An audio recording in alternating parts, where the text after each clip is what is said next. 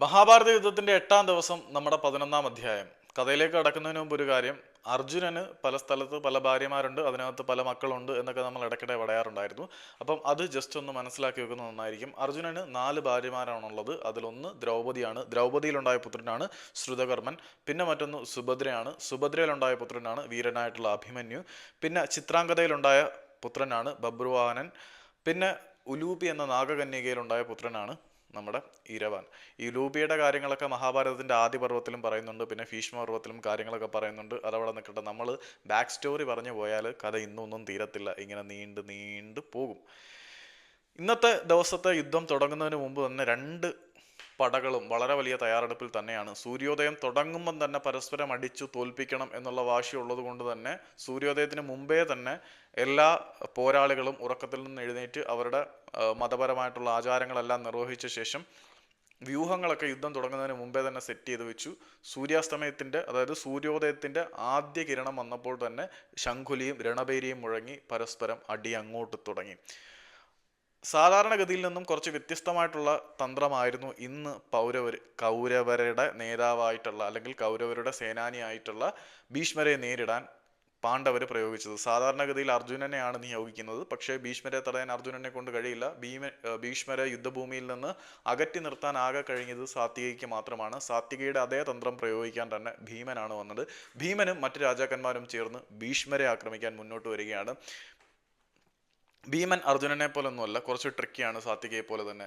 സാത്വിക പ്രയോഗിച്ച അതേ തന്ത്രം തന്നെ ഭീമൻ ഭീഷ്മർക്കെതിരെ പ്രയോഗിച്ചു. തൻ്റെ അസ്ത്രം കൊണ്ട് ഭീഷ്മരുടെ തേരാളിയെ കൊന്നു കളഞ്ഞു. അപ്പം തേരാളി മരിച്ചു കഴിയുമ്പം രഥം കൺട്രോൾ വിട്ടു പോകുന്നുണ്ട്. രഥം ഭീഷ്മരെയും കൊണ്ട് യുദ്ധഭൂമിയിൽ നിന്നും പലായനം ചെയ്ത് അങ്ങോട്ട് പോകുന്നുണ്ട്. അപ്പം കുറച്ച് ഫ്രീ ആയി വരുന്നു. അപ്പം എന്താണ്, ദുര്യോധനനെ പ്രൊട്ടക്ട് ചെയ്യാൻ ആരില്ല, ഭീഷ്മരില്ല. ഇതാണ് അവസരം എന്ന് തിരിച്ചറിഞ്ഞ ഭീമൻ കളത്തിലേക്ക് ഇറങ്ങുകയാണ്. ഭീമൻ കളത്തിലേക്ക് ഇറങ്ങി കൗരവരെയും ദുര്യോധനനെയും അടിച്ചു കൊല്ലാനുള്ള പരിപാടികളിലേക്ക് കടന്നു.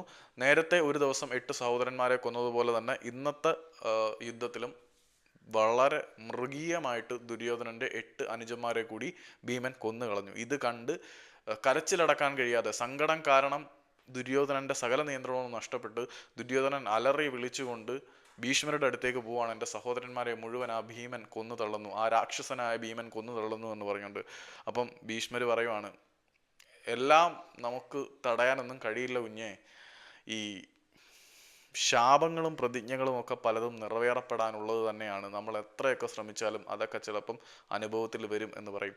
ആ ഒരൊറ്റ നിമിഷം ദുര്യോധനന് രണ്ടാമതും കുറ്റബോധം ഉണ്ടാകുന്നു. ആദ്യം കൃഷ്ണനെ വില കുറച്ച് കണ്ടതിൽ കുറ്റബോധം തോന്നിയ ഭാഗത്തിനെ കുറിച്ച് നമ്മൾ പറഞ്ഞു. ഇതിപ്പം അന്ന് ദ്രൗപദിയുടെ വസ്ത്രാപഹരണം നടത്തിയതിൽ, അല്ലെങ്കിൽ വസ്ത്രാക്ഷേപം ചെയ്തതിൽ ആദ്യമായിട്ട് കുറ്റബോധം ദുര്യോധനന് തോന്നുകയാണ്. കാരണം അന്ന് ദുര്യോധനൻ കുറച്ചൊരു ക്ഷമ കാണിച്ചിരുന്നെങ്കിൽ ഭീമൻ അത്രയും ക്രൂരമായിട്ടുള്ളൊരു പ്രതിജ്ഞ എടുക്കില്ലായിരുന്നു. തൻ്റെ 100 സഹോദരന്മാരെയും കൊല്ലുമെന്നും ദുശാസനന്റെ മാറ് പിളർന്ന് അതിൽ നിന്ന് രക്തമെടുത്ത് ദ്രൗപദിയുടെ വാർക്കൂന്തൽ കഴുകും, പിന്നെ ദുര്യോധനന്റെ തുട അടിച്ച് തകർക്കും എന്നൊക്കെ വളരെ ഘോരമായിട്ടുള്ള ശപഥങ്ങൾ ആരെടുക്കുന്നുണ്ടായിരുന്നു? ഭീമൻ എടുക്കുന്നുണ്ടായിരുന്നു. ആ ഒരു നിമിഷത്തിൽ ഭീമനോടും പാണ്ഡവരോടും ഇതൊക്കെ ചെയ്തതിൽ ദുര്യോധനന് വളരെ വലിയ കുറ്റബോധം ഉണ്ടാകുന്നു. അതേസമയത്ത് മറ്റൊരു വശത്ത് യുദ്ധം വളരെ കൊടുമ്പിരി കൊണ്ടിരിക്കുകയാണ്. കൊടുമ്പിരി കൊണ്ടിരിക്കുന്ന എങ്ങനെയാണെന്ന് ചോദിച്ചു കഴിഞ്ഞാൽ, ഈ ശകുനി ഉണ്ടല്ലോ, ഈ ശകുനിയും ഗന്ധാരത്തിലെ മറ്റു രാജാക്കന്മാരും ശകുനിയുടെ മക്കളും കൃതകർമാവും കൂടി ആരെ നേരിടാൻ പോവുകയാണ്? നമ്മൾ പറഞ്ഞല്ലോ, അർജുനന് നാഗകന്യകയിലുണ്ടായ പുത്രനായിട്ടുള്ള ഉലൂപിയെ നേരിടാൻ പോവുകയാണ്. അർജുനന് നാഗകന്യകയായ ഉലൂപിയിലുണ്ടായ പുത്രനായ ഇരവാനെ നേരിടാൻ പോവുകയാണ്. തൻ്റെ അമ്മയാണ് ഇരവാനെ വളർത്തിയത്. ഇരവാൻ അതുകൊണ്ട് തന്നെ മായാജാലങ്ങളിലും സർപ്പജാല വിദ്യകളിലും ഒക്കെ കേമനാണ്. മായാവിയാണ് ഇരവാനും. ഇരവാന്റെ മുന്നിൽ പിടിച്ചു നിൽക്കാൻ നാഗരാജാക്കന്മാർക്കല്ല, ഗന്ധാര രാജാക്കന്മാരെ കൊണ്ടോ ശകുനിക്കോ കഴിയില്ല. കാരണം തുടർച്ചയായിട്ട് ഇരവാൻ ഇവർക്ക് മേൽ ആധിപത്യം സ്ഥാപിച്ചുകൊണ്ടിരിക്കുകയാണ്. ശകുനിയുടെ 5 മക്കളെയും ഇരവാൻ കൊന്നുതള്ളി. ഇനി ക്രോശത്തോടെ, അല്ലെങ്കിൽ ക്രോധത്തോടെ ആക്രോശിച്ചുകൊണ്ട് ആരുടെ നേരേക്ക് അടുത്ത് വരികയാണ്? ശകുനിയുടെ നേരേക്ക്. ഈ സമയത്ത് ദുര്യോധനന്റെ ഏറ്റവും വലിയ ശക്തി അയാളുടെ ബുദ്ധി ഉപദേശിച്ചു കൊടുക്കുന്ന ശകുനിയാണല്ലോ. ശകുനിയെ രക്ഷിക്കാൻ അലംബുഷനോട് പറയുകയാണ്. അലംബുഷൻ ആരാണ് എന്ന് നമ്മൾ പറഞ്ഞിട്ടുണ്ട്. അജ്ഞാതവാസകാലത്ത് ഭീമസേനൻ ബകാസുരൻ എന്ന് പറയുന്ന ഒരു അസുരനെ കൊന്നില്ലേ, ആ അസുരന്റെ രക്തത്തിന്റെ ബാക്കിയാണ് നമ്മളുടെ ഈ പുള്ളി അലംബുഷൻ. എങ്ങനെയായാലും ഭീമനോട് പ്രതികാരം ചെയ്യുക എന്ന ലക്ഷ്യത്തോടു കൂടിയാണ് എവിടെ വന്നിരിക്കുന്നത്. അതായത് പേഴ്സണൽ വെഞ്ചൻസ് ആണ് ഭീമനോടും പാണ്ഡവരോടും തൻ്റെ രക്തമായ ബകാസുരനെ കൊന്നതിനോടുള്ള പ്രതികാരം തീർക്കാൻ വേണ്ടിയിട്ടാണ് അലംബുഷൻ വന്നത്. ഈ അലംബുഷനും മായാവിയാണല്ലോ, മായായുദ്ധങ്ങളിൽ കേമനാണ്. ഇരവാനും മായായുദ്ധങ്ങളിൽ കേമനാണ്. രണ്ടാളുകളും തമ്മിൽ ഘോരമായിട്ടുള്ള യുദ്ധം. ഘോരമായിട്ടുള്ള യുദ്ധം എന്ന് പറഞ്ഞാൽ അതിഘോരമായിട്ടുള്ള യുദ്ധം തന്നെ നടക്കുന്നു എന്ന് പറയാം. എങ്ങനെയാണെന്ന് ചോദിച്ചാൽ, ആദ്യം ഈ ശകുനി ആൻഡ് ടീംസിനെ എല്ലാം അളിയൻ രക്ഷിക്കുന്നുണ്ട്. ഈ അലംബുഷൻ ഒരു എന്താ പറയുന്ന ഒരു കൈകൊണ്ട് മുഷ്ടി കൊണ്ട് ആരെ ഇടിക്കുന്നുണ്ട്? നമ്മുടെ പയ്യൻ ഇരവാനെ ഇടിക്കുന്നുണ്ട്. ഇരവാൻ അതുകൊണ്ട് നല്ല ഇഞ്ചുറി ആവും. എന്നിട്ട് ഇരവാൻ, മായാവികളാണല്ലോ രണ്ടെണ്ണവും, ഇരവാൻ തൻ്റെ കയ്യിലേക്ക് തൻ്റെ പവറെല്ലാം ആവാഹിച്ചു കൊണ്ട് അലംബുഷനെ ഇടിക്കുന്നുണ്ട്. ഈ ഇടി കൊണ്ട് അലംബുഷന്റെ ശരീരം മുഴുവൻ പല ഭാഗങ്ങളായിട്ട് ചിന്നിച്ചിതറി. അപ്പം പാണ്ഡവരുടെ കാര്യം, താണ്ട നമ്മുടെ ചെക്കൻ ഇരവാൻ അലംബുഷനെ തീർത്തിട്ടുണ്ട്. അലംബുഷൻ മായാവിയാണ്. അലംബുഷൻ തൻ്റെ ശരീരമൊക്കെ എടുത്ത് കൂട്ടിച്ചേർത്ത് വീണ്ടും പട്ട തുടങ്ങി. അങ്ങനെ ഘോരമായിട്ടുള്ള യുദ്ധം എന്ന് പറഞ്ഞാൽ ഇതുവരെ കണ്ടിട്ടുള്ളതിൽ വെച്ച് ഏറ്റവും വികരസായിട്ടുള്ള യുദ്ധം അവിടെ അരങ്ങേറുന്ന കാഴ്ചയാണ് നമ്മൾ കണ്ടത്. ഒടുവിൽ അലംബുഷൻ യുദ്ധത്തിലെ മേധാവിത്വം എടുത്തു തുടങ്ങിയതോടുകൂടി പണി പാളി എന്ന് മനസ്സിലായിട്ട് ഇരവാൻ എന്ത് ചെയ്തു? അദ്ദേഹത്തിൻ്റെ സർപ്പ പോരാളികളെ, അതായത് നാഗ പോരാളികളെ സ്മരിച്ചു. അങ്ങനെ ഒരു സർപ്പമായിട്ട് ആര് രൂപാന്തരം ചെയ്യുന്നു? ഇരവാൻ മായാ പ്രക്രിയയിലൂടെ ഒരു സർപ്പത്തിൻ്റെ രൂപത്തിലേക്ക് ആവാഹിക്കപ്പെടുന്നു. പിന്നീട് അദ്ദേഹത്തിൻ്റെ നാഗ പോരാളികളെ അല്ലെങ്കിൽ സർപ്പ പോരാളികളെ എല്ലാം തൻ്റെ ചുറ്റും സംരക്ഷണം നിർത്തി സർപ്പത്തിൻ്റെ രൂപത്തിൽ പോര് തുടങ്ങുന്നു. ഇരവാൻ സർപ്പത്തിൻ്റെ രൂപത്തിലേക്ക് എത്തിയപ്പം മറ്റേ അലംബുഷൻ ഒരു ഗരുഡൻ്റെ രൂപം സ്ഥാപിച്ചു. ഗരുഡൻ്റെ രൂപം എന്ന് പറഞ്ഞാൽ, ഗരുഡനും ഈ പാമ്പിൻ്റെ എറ്റേണലായിട്ടുള്ള എനിമിയാണല്ലോ ഗരുഡൻ അല്ലെങ്കിൽ പാമ്പ്. അങ്ങനെ ഈ ഒരു രൂപത്തിൽ വന്ന് യുദ്ധം തുടങ്ങി. ഈ ഇരവാനെ ആര് പരാജയപ്പെടുത്തുമല്ല, കൊന്നു എന്ന് പറയുന്നതായിരിക്കും ശരി. കൊന്നിട്ട് അലംബുഷൻ ഇരവാന്റെ തല അങ്ങ് വെട്ടിയെടുക്കും. ചോപ്പ് ഹിസ് ഹെഡ്. അങ്ങനെ തല വെട്ടിയെടുത്തുകൊണ്ട് ഇറങ്ങും. ഈ തല വെട്ടിയെടുക്കുന്ന കാണുമ്പോഴത്തേക്ക് ഇരവാനോട് ഏറ്റവും കൂടുതൽ സ്നേഹമുള്ള ഭീമന്റെ പുത്രനായിട്ടുള്ള ഘടോൽകജന് ഇളകും.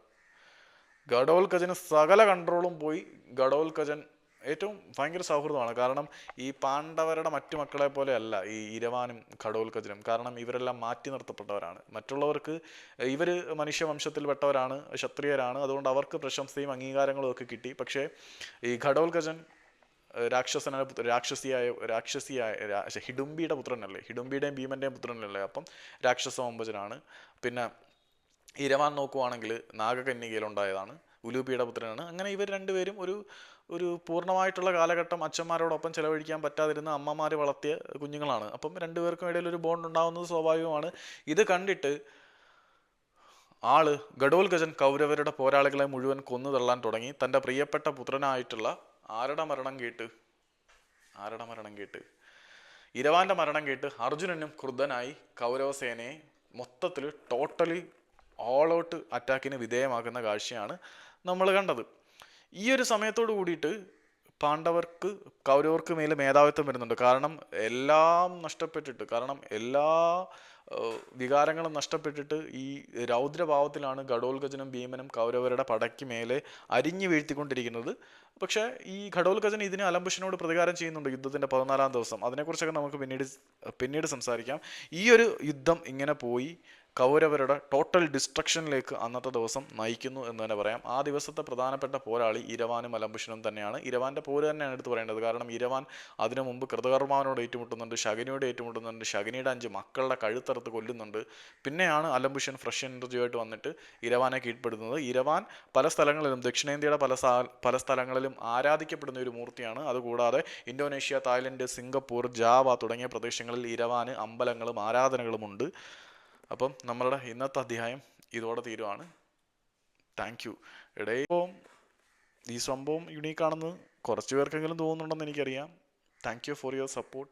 അപ്പോൾ നിങ്ങൾക്ക് വേണ്ടിയിട്ട് ഞാൻ ഈ മഹാഭാരത യുദ്ധം ഫിനിഷ് ചെയ്തിരിക്കും. പിന്നെ ഇതിന് എനിക്കൊരാളോട് ഒരു കടപ്പാടുണ്ട്. അത് കംപ്ലീറ്റഡ് ആവുകയാണെങ്കിൽ, എല്ലാം നടക്കുവാണെങ്കിൽ പറയാം.